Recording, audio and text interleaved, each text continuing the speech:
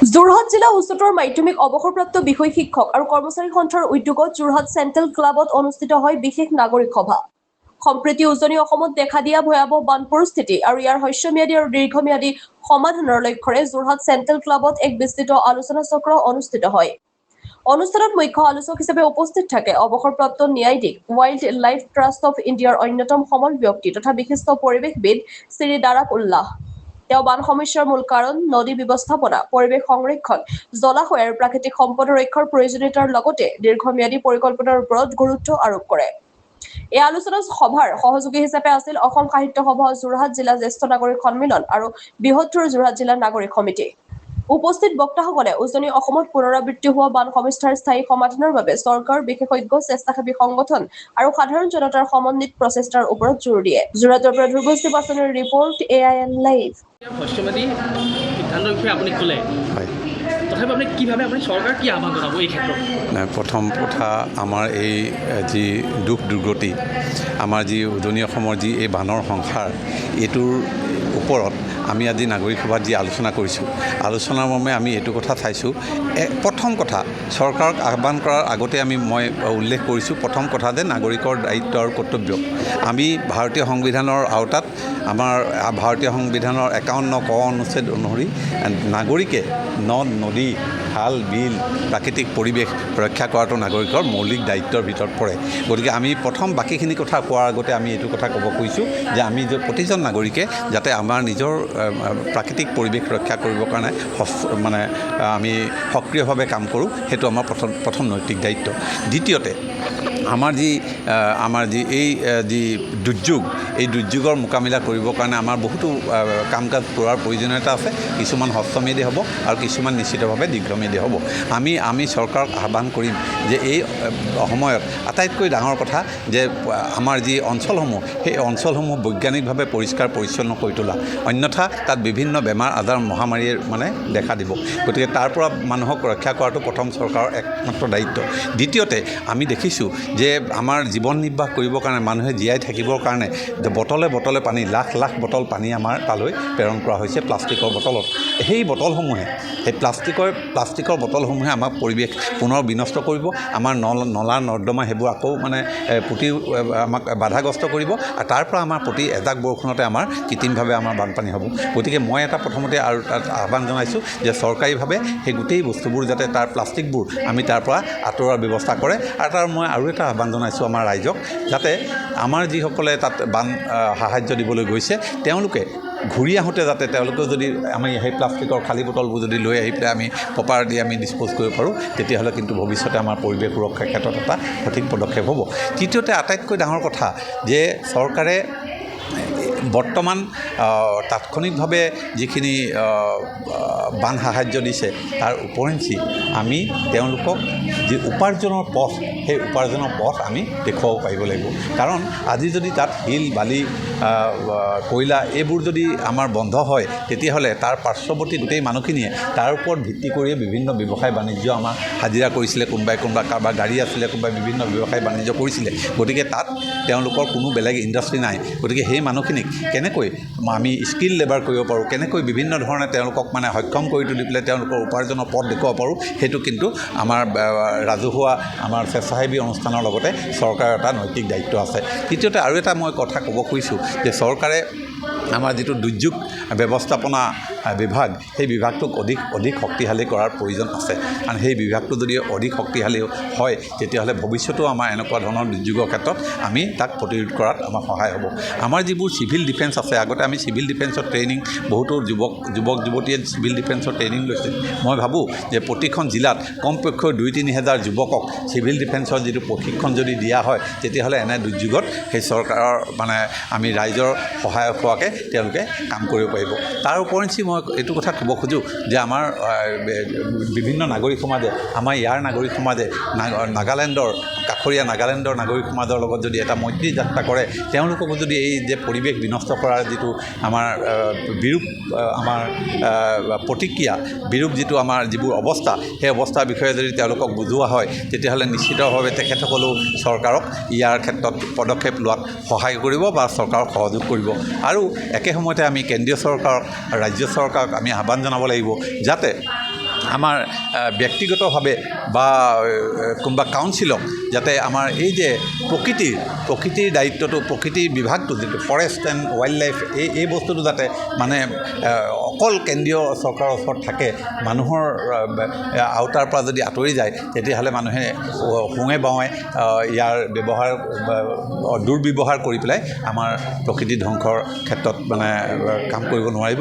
তো এনেধৰণৰ আৰু বিভিন্ন আমাৰ কথা বতৰা আজি আমাৰ আলোচনা হৈছে, নিশ্চিতভাৱে এতিয়াও আলোচনা চলি আছে আৰু আমি আশা ৰাখিছোঁ যে এই নাগৰিক সমাজৰ এনেকুৱা যোগাত্মক বাৰ্তাই আমাৰ ভৱিষ্যতৰ কাৰ্যপন্থাত সহায়ক হ'ব। আৰু এটা অতি প্ৰয়োজনীয় কথা যে চৰকাৰে যিমানবোৰ কাম লয়, যিবোৰ আঁচনি লয়, আদি দলং বনোৱাই হওক বা অন্য ধৰণৰ কাম কাজেই হওক, সেই আঁচনিবোৰ হোৱাৰ আগতেই যাতে জনশুনানি হয়, এটা পাব্লিক হিয়াৰিং হয়, জনসাধাৰণৰ মতামত লয়। কাৰণ যোৱাকালি নিশ্চিত কৰিব লাগে, কাৰণ যোৱাকালি আমাৰ মাননীয় মুখ্যমন্ত্ৰী ডাঙৰীয়াই কৈছে যে উজনি অসমত যে বানপানী হৈছে, আমাৰ নেশ্যনেল হাইৱেটো সেই সময়ত আমি ভবা নহ'ল যে উজনি অসমত ইমান পানী হ'ব, সেইকাৰণে ক্ৰছ ড্ৰেইনেজ দিয়া নহ'ল, আৰু এতিয়া তেখেতসকলে ক্ৰছ ড্ৰেইনেজ দিব বুলি কৈছে। তো এই কথাটো যদি আমি আগতেই যদি চিন্তা চৰ্চা কৰি যদি ৰাজহুৱা যদি শুনানি হ'লহেঁতেন, ৰাইজৰ যদি দুজন মানে মুৰব্বী মানুহৰ যদি মতামতো ল'লেহেঁতেন, কেৱল ইঞ্জিনিয়াৰে যে সকলো কথা জানিব তেনে কথা নহয়, সাধাৰণ নাগৰিকেও বহুত কথা জানে। গতিকে যদি জনশুনানি হ'লহেঁতেন তেতিয়া নিশ্চিতভাৱে এই ত্ৰুটিটো নহ'লহেঁতেন, যিটো কাৰণত আজি তিয়কত, কাকজানত নেশ্যনেল হাইৱে NH 37ৰ ওপৰত পানী। গতিকে আমি এইটো কথা কৈছোঁ যে যিকোনো ধৰণৰ কাম কৰাৰ আগতে যাতে জনশুনানি লোৱাটো নিশ্চিত মানে কৰে। ধন্যবাদ। আজি 6 আগষ্ট তাৰিখে যোৰহাটৰ চেণ্ট্ৰেল ক্লাবত যোৰহাট জিলা অৱসৰপ্ৰাপ্ত বিষয় শিক্ষক আৰু কৰ্মচাৰী সন্থাৰ উদ্যোগত যোৰহাট জিলা নাগৰিক সমিতি, যোৰহাট জিলা জ্যেষ্ঠ নাগৰিক সমিতি, অসম সাহিত্য সভা তেখেতসকলৰ সৌজন্যত আৰু সহযোগত বানপানী সমস্যাৰ সম্পৰ্কে বিতং আলোচনা হৈ যায়। মাননীয় অৱসৰপ্ৰাপ্ত ন্যায়াধীশ দাৰাকুল্লা ডাঙৰীয়াই মুখ্য বক্তা হিচাপে থাকি কেইবাটাও গুৰুত্বপূৰ্ণ পৰামৰ্শ আগবঢ়ায় আৰু বানপানীৰ উৎপত্তিৰ কাৰণসমূহ তেখেতে ব্যাখ্যা আৰু বিশ্লেষণ কৰে। আগন্তুক সময়ত আজিৰ এই আলোচনাৰ পৰা যিখিনি সিদ্ধান্ত গ্ৰহণ কৰা হ'ল, ইয়াৰ ভিতৰত বানপানী ৰোধৰ বাবে চৰকাৰে অনতিপলমে ব্যৱস্থা গ্ৰহণ কৰিব লাগে আৰু এই বানপানী ভাৰতৰ এটি ৰাষ্ট্ৰীয় সমস্যা হিচাপে ঘোষণা কৰিব লাগে। বানপানীৰ ক্ষতিগ্ৰস্তসকলক এতিয়া চৰকাৰে পাৰ্যমানে সাহায্য আগবঢ়াই পুনৰাই আগৰ অৱস্থালৈ তেখেতসকলক ঘূৰাই অনাৰ ব্যৱস্থা কৰিব লাগে। ইয়াৰোপৰি কেইবাটাও গুৰুত্বপূৰ্ণ সিদ্ধান্ত গ্ৰহণ কৰে যে বিদ্যালয়সমূহ যি ক্ষতিগ্ৰস্ত হৈছে পুনৰ নিৰ্মাণ কৰি ছাত্ৰ ছাত্ৰীৰ এটা পঢ়াৰ পৰিৱেশ অনতিবিলম্বে অনাৰ ব্যৱস্থা কৰিব লাগে। বিশেষকৈ ব্ৰহ্মপুত্ৰ খননটো আটাইতকৈ প্ৰয়োজন হৈছে। সেয়েহে ৰাষ্ট্ৰীয় সমস্যা হিচাপে অসমৰ বানপানীক ঘোষণা কৰি হুৱাংহু নদীৰ দৰে চাইনাৰ ব্ৰহ্মপুত্ৰক যেতিয়ালৈকে খনন নকৰিব, অসমৰ উত্তৰ পাৰ দক্ষিণপুৰত আমাৰ বানপানী চলিয়েই থাকিব, মানুহ মৃত্যুমুখত পৰিয়েই থাকিব। বানবিধ্বস্ত অঞ্চলে অৰ্থনৈতিক, সাংস্কৃতিক, শৈক্ষিক সকলো দিশতে আগবাঢ়ি যাব নোৱাৰিব। এই কথা লক্ষ্য কৰি আজিৰ সভাই চৰকাৰক কেইবাটাও গুৰুত্বপূৰ্ণ প্ৰস্তাৱ গ্ৰহণ কৰি আগবঢ়াবলৈ সিদ্ধান্ত গ্ৰহণ কৰে। আমি আশা ৰাখিছোঁ যোৰহাটৰে নহয়, অসমৰ সকলো অভিজ্ঞ আমাৰ বিজ্ঞানী পণ্ডিতসকলে বানপানী আৰু যিটো প্ৰাকৃতিক দুৰ্যোগ, এই দুৰ্যোগ কেনেকৈ প্ৰশমন কৰিব পাৰি, নিয়ন্ত্ৰণ কৰিব পাৰি, তাৰ ওপৰত বিশেষভাৱে গুৰুত্ব আৰোপ কৰিব। ধন্যবাদ। ইতিমধ্যে আমাৰ অৱসৰপ্ৰাপ্ত স্কুল বিদ্যালয়সমূহৰ পৰিদৰ্শক কমলজ্যোতিদেৱে আপোনাসকলক বিতংভাৱে ক'লে। আমি যোৰহাট জিলা অৱসৰপ্ৰাপ্ত উচ্চতৰ মাধ্যমিক বিষয় শিক্ষক আৰু অসমৰ আমি এখন সভাত এইটো একে সিদ্ধান্ত ল'লোঁ, কাৰণ আমি নিজাববীয়াকৈ সৰজমিন তদন্ত নাগিনীমৰাৰ ভিতৰলৈকে গৈ পেলাই আমি কৰিলোঁ। কৰি আমি তাত দেখিলোঁ যে এইটো এটা খুব এটা নিশ্চিত এটা আলোচনাৰ খুব প্ৰয়োজন আছে, আমি কি কৰিব পৰা যায়। আৰু সেই উদ্দেশ্যে আমাক সহায় হিচাপে আগবাঢ়ি আহিল অসম সাহিত্য সভা, সদৌ যোৰহাট জিলা বৃহত্তৰ নাগৰিক সমিতি, জ্যেষ্ঠ নাগৰিক সন্মিলন যোৰহাট জিলা, সকলো আগবাঢ়ি আহিল আৰু বহুখিনি NGO বেচৰকাৰী সংগঠন আগবাঢ়ি আহিল। সকলোৱে এই গোটেই বিষয়টোত একদম গভীৰভাৱে লৈছে আৰু গভীৰভাৱে লোৱাৰ কাৰণে আমি আপ্লুত হৈছোঁ যে আমি কিবা এটা কৰিব পাৰিম। আৰু সেইকাৰণে আমি কথাবিলাক আপোনাসকলে সকলোৱে জানে, মিডিয়া আপোনালোকে সকলোতে পাই আছে, এই কামবিলাকৰ কাৰণে ইয়াক আমি কেনেধৰণে সুচাৰু হ'ব পাৰোঁ, চৰকাৰক যিবিলাক কথা আমি কেনেকৈ আলোচনা কৰিব পাৰোঁ, চৰকাৰে যাতে নিজৰ খেয়াল খুচি মতে যিকোনো কামেই কৰিব নোৱাৰে। সকলো বস্তু এটা কেৰেক্টাৰ থাকে। সোণাৰীৰ এটা কেৰেক্টাৰ আছে, শিৱসাগৰৰ এটা কেৰেক্টাৰ আছে, যোৰহাটৰ এটা কেৰেক্টাৰ আছে। এই চৰিত্ৰবিলাক জনা বুজা মানুহে, যিসকলে ইয়াৰ চৰিত্ৰবিলাক অধ্যয়ন কৰিছে, জানে, অন্ততঃ তেনেকুৱা মানুহবিলাকৰ লগত যদি আমি আলাপ আলোচনা কৰি কামবিলাক কৰোঁ। এতিয়া আমি যিখিনি কথা আপোনাসকলে জানে ওলাই আছে, এইবিলাক কথা ক্ৰছ ড্ৰেইন নাই, পানীৰ উপদ্ৰৱ আৰম্ভ হৈ সংসাৰ ৰূপ ধৰি ল'লে। এতিয়া আমাৰ চৰকাৰৰ ফালৰ পৰা কৈছে ক্ৰছ ড্ৰেইন বনাম। তো আমি আজি মিটিঙত আলোচনা হৈছে কেনেকুৱা ধৰণৰ অভিযান, আমি এইবিলাক অভিযানকে শিকালোঁ নেকি? যিবিলাক অভিযানে ক্ৰছ ড্ৰেইনটো বুজি নাপাই যায়, এনেকৈ কাৰণ এটা ৰাস্তা হাইৱে কৰাৰ পিছত আপোনালোকে নিজে দেখিছে, ভুক্তভোগী, আপোনাক মই ধৰ বিশেষ ক'ব নালাগে। ঠিক অনুৰূপ ধৰণে আমাৰ পাহাৰ যিবিলাক খনন চলিছে, এই খননবিলাকতো যিবিলাক কথা আগতে আছিলে, নাগিনীমৰাত ৰেল শিমলুগুৰিৰ পৰা নাগিনীমৰাত ৰেলৱে ট্ৰেক আছিলে, তেতিয়া কৈছিলে ওপৰতে পাইছিলে, আনিছিলে কয়লা। আমি নাগিনীমৰা কয়লাৰ কাৰণে বিখ্যাত বুলি আমি সকলোৱে জানো, পঢ়িছোঁ। কিন্তু এতিয়া সেইটো নহয়, এতিয়া শেষ হৈ গ'ল। শেষ হোৱাৰ পিছত এতিয়া তললৈ সোমাই গৈছে, যিটো শ্বাস নলা যিবিলাক দুৰ্ঘটনা হয় তেনেকুৱা জেগালৈ সোমাই গৈছে। সোমাই যোৱাৰ কাৰণে কি হৈছে, প্ৰকৃতিৰ লগত আমি সদায় প্ৰকৃতিৰ লগত, প্ৰকৃতিক যেতিয়া আমি অনিষ্ট কৰিবলৈ হাত দি দিলোঁ, তেতিয়াই প্ৰকৃতি আমাৰ ওপৰত ৰুষ্ট হৈ পৰিছে। এইটো এটা স্বভাৱজাত প্ৰক্ৰিয়া। সেইকাৰণে আহক আমি সকলোৱে মিলি আমি প্ৰকৃতিক ৰক্ষা কৰোঁ, পৰিৱেশ ৰক্ষা কৰোঁ, বায়'ডাইভাৰ্চিটি ৰক্ষা কৰোঁ আৰু চৰকাৰক সন্মান কৰাওঁ যে ইয়াৰ কাৰণে যাতে আমি সকলোৱে ঐক্যবদ্ধভাৱে একলগ হওঁ এই কাৰণে যে আমি ভৱিষ্যত প্ৰজন্মক যাতে আমি সুৰক্ষা দিব পাৰোঁ। ধন্যবাদ। আজি আমাৰ যি সভা অনুষ্ঠিত হ'ল, এই সভাত আমাৰ যোৰহাট নগৰৰ যি কৃত্ৰিম বানপানী সেই বিষয়েও বিস্তৃতভাৱে আলোচনা কৰা হৈছিল। আৰু মূলতঃ ইয়াৰ প্ৰকাশ হৈছে যে যি ক্ৰছ ড্ৰেইনৰ কথা কোৱা হৈছে বা যিবিলাক অবৈজ্ঞানিকভাৱে কিছু ড্ৰেইন বনোৱা হ'ল, এই কথাখিনি উল্লেখ কৰা হৈছে।